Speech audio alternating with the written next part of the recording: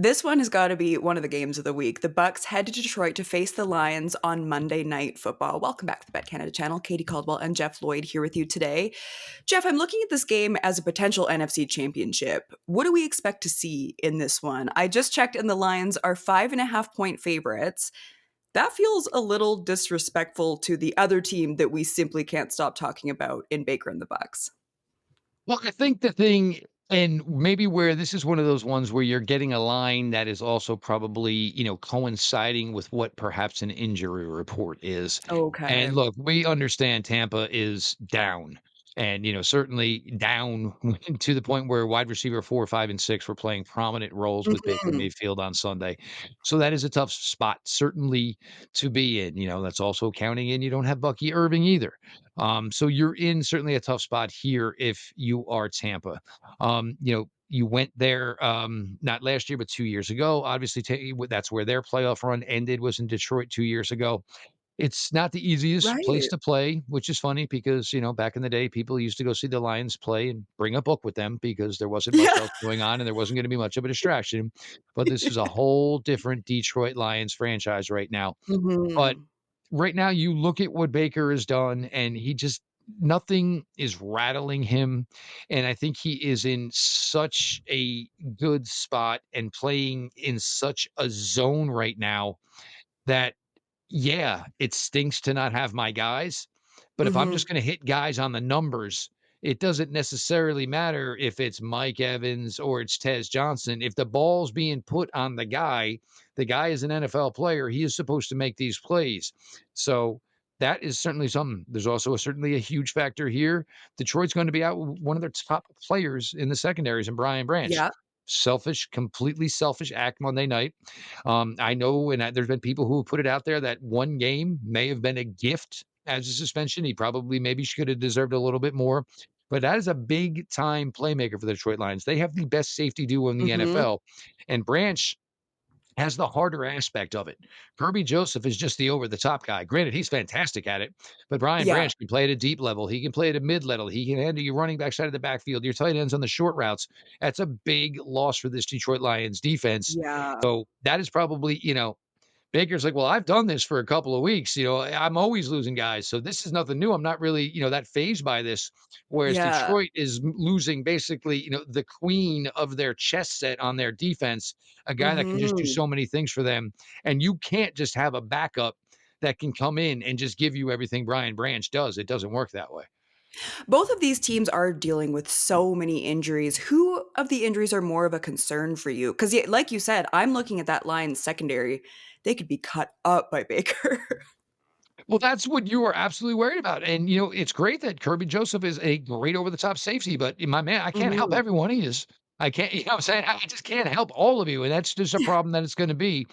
You look at it from this standpoint of Detroit, as good as Tampa's getting through it right now, Detroit is like, well, we went through this last year. I mean, we're not phased here. We're not really, that. Yeah. And the other thing is, if you ask Detroit, would you rather have Aiden Hutchinson or would you rather have to put together some extra pieces in the secondary?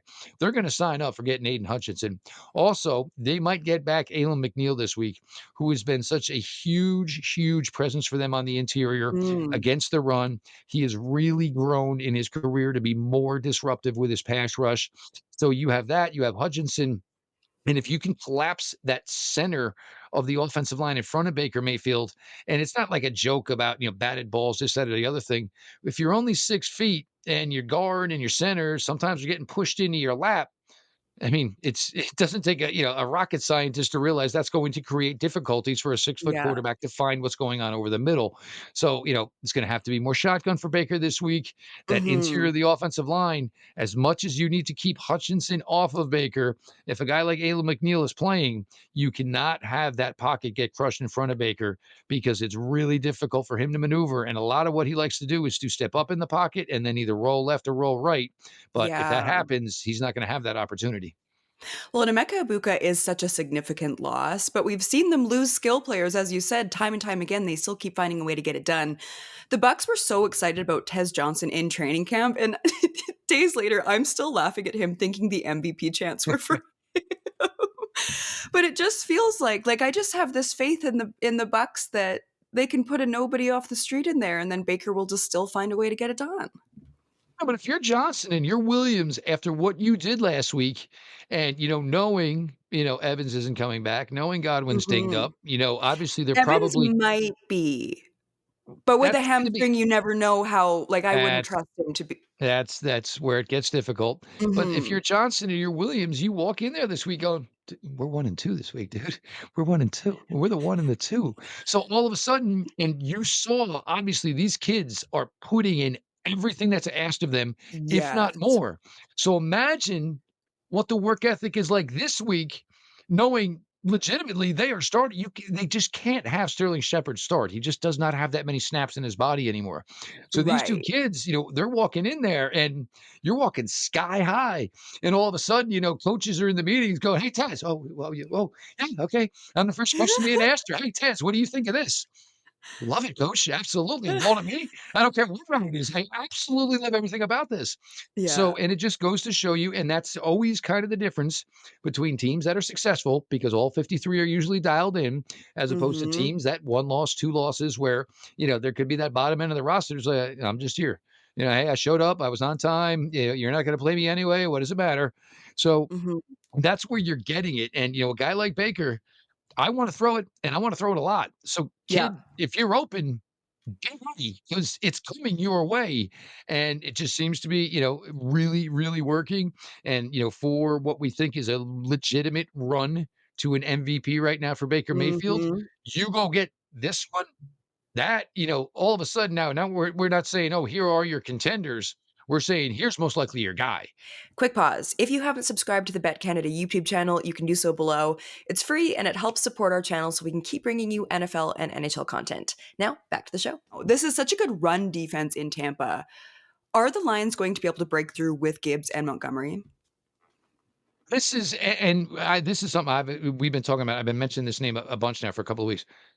Detroit's just not getting Jahmyr Gibbs. They're just not getting the full Jahmyr Gibbs effect, That's why I and asked. it's gonna Exactly. come. It's gonna Mhm. come.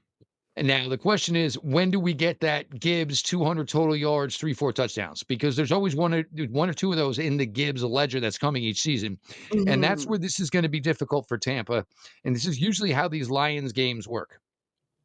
If the Lions cease the game, they usually have it obliterated and over by the 3rd quarter.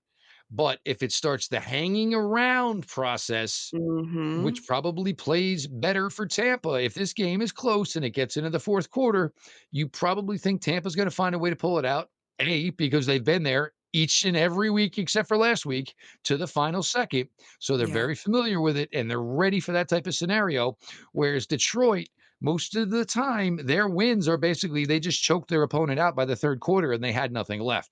So this game Yeah. goes to the 4th quarter. I don't say it's a question that it's anybody's game. This game goes to the 4th quarter and it's tight. This game probably feels like it's gonna be yet another Tampa victory. I do agree with that. One thing that really surprised me in the Lions and Chiefs game, the Lions were out physicaled by Kansas City. That does not happen to this Detroit team ever since Dan Campbell has been in that building. How hard are they going to come out swinging in this one? Because I do think there could be a bit of a chip on their shoulder, like, we just had our ass beat in prime time against the Chiefs, and now we're coming out against the Bucks, and we don't want that to happen again. Well, and then it's compounded doubly because now your head coach had to speak to one of his best players who was suspended for this game. So Mhm. you want to know what? Okay, not only, hey, something happened after a win, da da da da. All right, we lost on national television in front of everybody. And then, my man, you embarrassed me and you embarrassed my team on national television as well. So my guess is when they walked out when they got into the building, yeah, on Wednesday for practice, what are all the pants doing in here, coach? There will be no shorts today. There will be no sweatpants. We are going full. Because first off, Dan Campbell will go full any possible opportunity he can get. I am Yeah. telling you right now, Tampa, you're probably going to have to weather the storm early, but Detroit, in hopefully a clean way, is going to Mhm. come out of the gates looking for blood. Who do you have winning this one? I think I lean Bucks. But then at the end of the day, I could see this one being a shootout and I could see it going other way. Like this has potential to me to be who has the ball last. And I think in that situation I might trust the Bucks more. I think I'm probably leaning that way as well because you bring in the secondary concerns for Detroit. And That's even if fair. Baker doesn't have his best day, and oh, Baker threw a pick. maybe even 2.